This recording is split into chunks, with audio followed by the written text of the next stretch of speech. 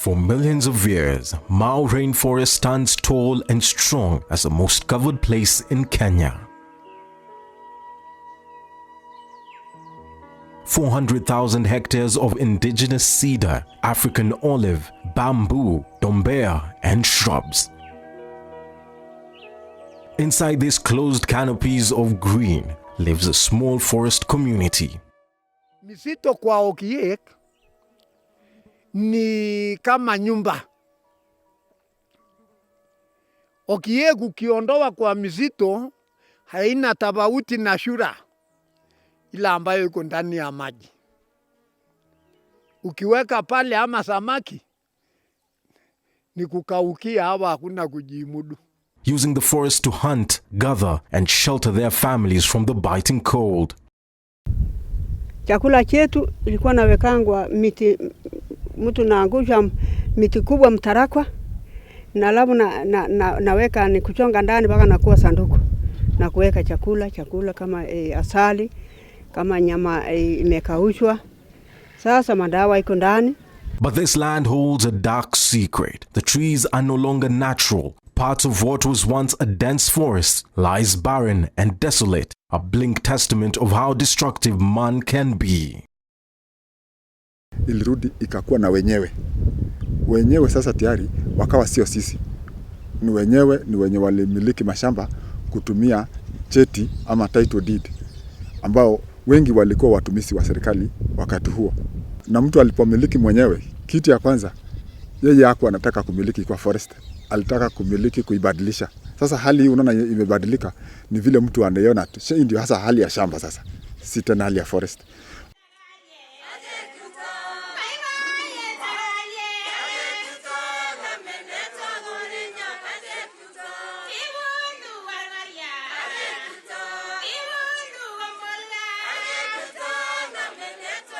Mau Forest, the traditional home of the Ogiek, a community of hunters and gatherers that has lived here for centuries. Modern civilization has had little impact on the lifestyle of this community, which numbers about 45,000 and is some of Africa's remaining forest dwellers. The Ogiek believe God created them to live in the forest, to conserve it, and make a living from the abundance it has to offer. Sisi tulipatikana katika hii msitu wa Mau. Maana tulifurahia vile Mungu alituumba, akatuambia muishi hapo katika hiyo msitu, mukula asali, mukule nyama, iko dawa hapo. Sasa sisi tangu Mungu atuumbe hatukuwa na shida ya chakula kwanza. It is in these thickets that this community easily obtain honey, wild fruits, herbs, and traditional medicine. Nyuki ndugu yake ni msitu. Chakula yake ni maua ya msitu. Kivuli ni uhai ya nyuki. Bila hiyo hakuna nyuki, kwa sababu hakuna maji ambayo wataweza, mvua itanyesha ikuwe na maua kama hii. Kwa hivyo hiyo ndio maana ya kwamba ya kulinda misitu, na ni kitu ambayo tumezoea kulinda. But this strong social setup has over the years witnessed sustained onslaught. Illegal logging, land grabbing, and clearing the forest for human settlement has seriously depleted their home. Most of them being politically motivated from government officials dating back to colonial days. 97 no? Nikaamkiwa watu. Nafukuzwa kama swara. Sai toka na pinduki na askari na bukusa watu na kiboko na kama nakutwa na pigwa namna hiyo watu naenda na wacha ng'ombe na wacha kondoo na wacha kila kitu machakula na kwenda msituni. Huko ndio akapewa watu wageni kuleta kutoka mbali na ni wakubwa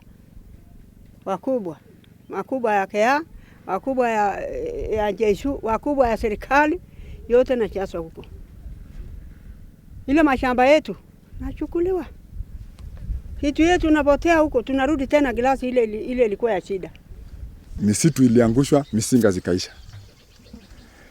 Misitu iliangushwa, swara zikaondoka. Wale wanyama tulikuwa tunasaidika kwa njia yote zikawa disappear, zimeenda. Na sasa hali tena ikawa si hali tena, sababu pia mvua ikawa imebadilika tena. Mvua ikawa hakuna. Ikakuwa tukaanza kushuhudia ukame kila mara.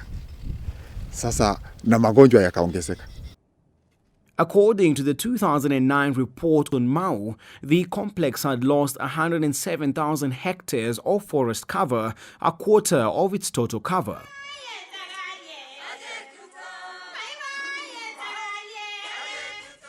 The action followed a government policy gazetting all state forests in an effort to conserve them from further destruction. Ogiek clans had occupied diverse sections of this expansive forest that traverses several counties for hundreds of years and were not spared as the government exerted its might, rendering them among victims of forest evictions and dismantling the Ogiek traditional way of life.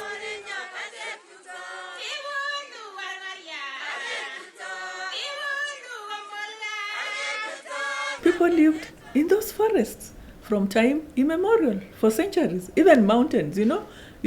When you just wake up and say, okay, now we have gazetted, even for example, Mount Elgon. There are people who live there, and you have to take into account, like, how does this policy decision that you're making impact on their livelihoods? So, and this was a gross violation of their rights, because you are evicting people from their home, and most often, no alternative was proffered, and even where, like later on, they started talking about resettlement or compensation, it was not well thought out. Heavily armed goons and uncompromising security officers arrived and ordered them to leave a place that their forefathers had conveniently conserved for posterity. Mimi nimekuwa jirani ya Ogiek kwa muda, na wakifurushwa kutoka area hii nilikuwa mmoja wale ambao tulitumika au mambo yenyewe kuwafurusha.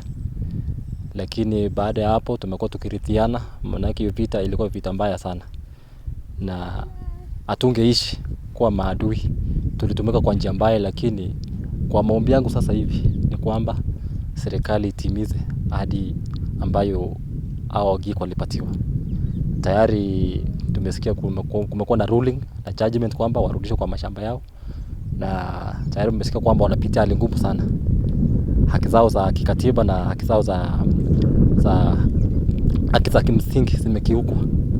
So kwangu mimi ningependa ya kwamba hawa warudi kwa mashamba yao. Tumesikia kwamba wanahangaika sana, wanapitia hali ngumu kutoka yale mazingira ya kukula asali na kukunywa maziwa na kuishi kwa ile hali ya kiasili, hadi sasa wameenda kwa kuishi maisha mengine ngumu zaidi ambayo hawaelewi. Over 3 decades now, the lifestyle of this community took a different but rather an uncertain course. Whereas this community had solely depended on the forest for all of their daily needs, they had been forced by circumstances to adapt to a new way of life, including farming and rearing livestock.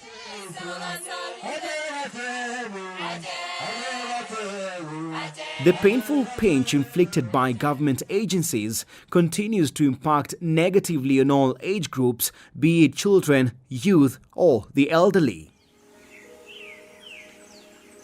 Kesi imekuwa mingi sana, kwa sababu huwezi ishi mahali kama hujafanya kesi. Sasa ile unataka uishi mahali, unapata mtu kutoka nje amekuja na title deed, amekuja na court order, na wanaignore ile orders ya kotini. Kulikuwa na orders kutoka Nairobi, walikuwa na ignore. Wakati tulipata tena orders kutoka African Court, ukipeleka Nakuru wanaignore kabisa, wanasema ile ni ya koti ya wasungu, hatuwezi tambua. Na imetuathiri sana kama vijana. Hasa mimi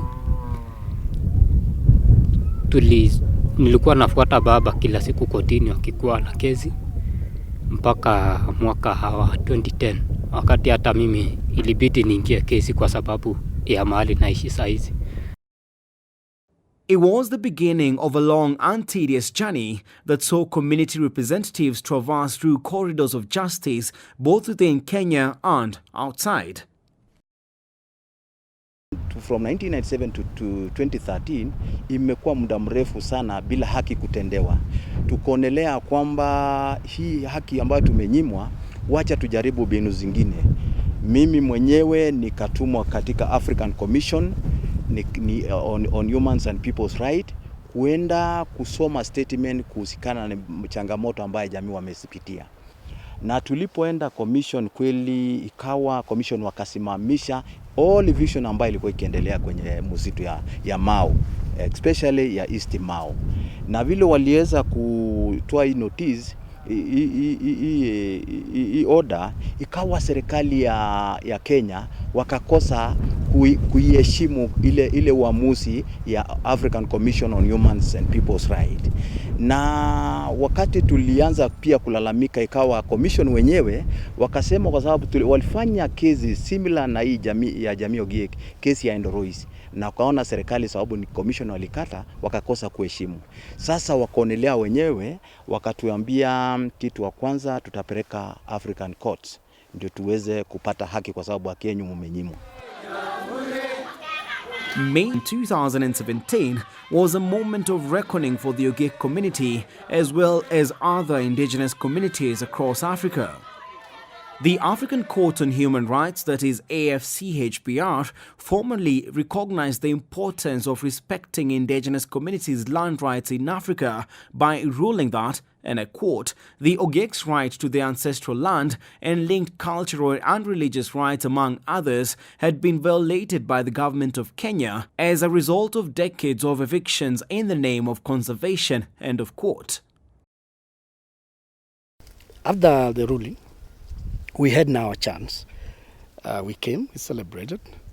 Thank God the Kenyan government accepted the ruling that Ogiek won the case. We had over 50 affidavits within the community, but it was well researched. We had a very strong support within the community. Thank God to the women who also stood with us. And I always tell everybody that the Ogiek women did a lot, even through their songs, through everything, conveying messages that land, Mau is our home. We will die, be buried in Mau, and our hope is in Mau. The court's verdict was a milestone for the Ogiek and other forest dwellers in their decades-long struggle to gain access to the home of their ancestors. The decision of the commission was extremely quite exciting in the region. Not only for the Ogiek, because it's not only the Ogiek who are, their rights are being violated or are being thrown out of the land. Even their neighbors in Baringo County, the Ndorois, are facing the same challenges. The Ogiek of Mau are facing the same problem, the same with Mount Elgon. So basically, if you go to like Kipia, certain small communities like Yaku, are facing these challenges. So the decision of the court or the African Commission was extremely quite exciting, not only in Kenya but outside Kenya, because one, it destroys the hope that it is possible for the land to come back to the people. But the Kenyan government seems to be dragging its feet 2 years after the landmark ruling. Any delay in implementing the Ogiek case, you are not only hurting Ogiek, you are hurting Kenyans, you are hurting the world because of rivers. The destruction is going to affect us. The climate change, we cannot ignore what is happening. So it is a landmark case, not only for the Ogiek, but for the indigenous people across Africa, globally. It is being cited, and I don't want it to be cited only in law books. It should be cited as a true and well-established case. A task force formed by the government failed to come up with a roadmap towards implementing the court order. Now the Ogiek hopes lies on a new task force constituted by Environment and Natural Resources Cabinet Secretary Keriako Tobiko. That is a serious government commitment towards sorting out the Ogiek people's land rights. Anybody talking about that this is a community that have been forgotten, that one is not there. That is a task force dealing with only one particular community.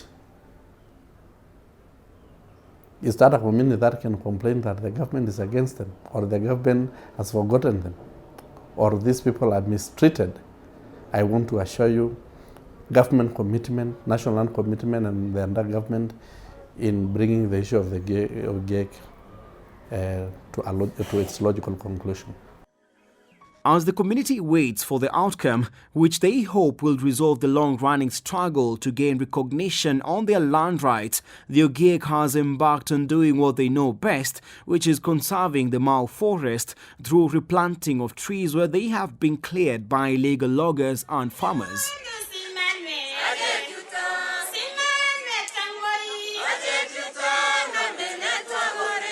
Tukikuta mtu ambaye analima karibu maji, tunamfundisha kuna sehemu ambayo haistahili ufikishe ukilima. Na watu ya trita kwa kama huyu Ngonino atashikana huko waende na wenzake. Tunataka watu group kama 3 waende wakionaga vile msitu iko, vile kama msituni imetulia ama kuna bado kazi inaendelea. Ni ile tu kuelimisha watu ile kazi iende ambayo haitakikani sahi. Kwanza sahi wakati ya kiangazi haitakikani kazi yote ndani ya msitu. Hata kama ni kuni, kama ni makaa ni post, especially sana ni post na makaa. Na makaa ndio inatuletea shida kwanza. Juu hiyo ndio inachoma msituni. The community is however concerned that delaying implementation of the court ruling would have far-reaching consequences. Sasa hiyo ndio nilikuwa nataka kuambia serikali ya kwamba hatutaki wagawie tena au wafanye delay tactics ya kwamba hawataki kuturudisha nyumbani. Wanajua ya kwamba tumeshinda na tulishinda kweli.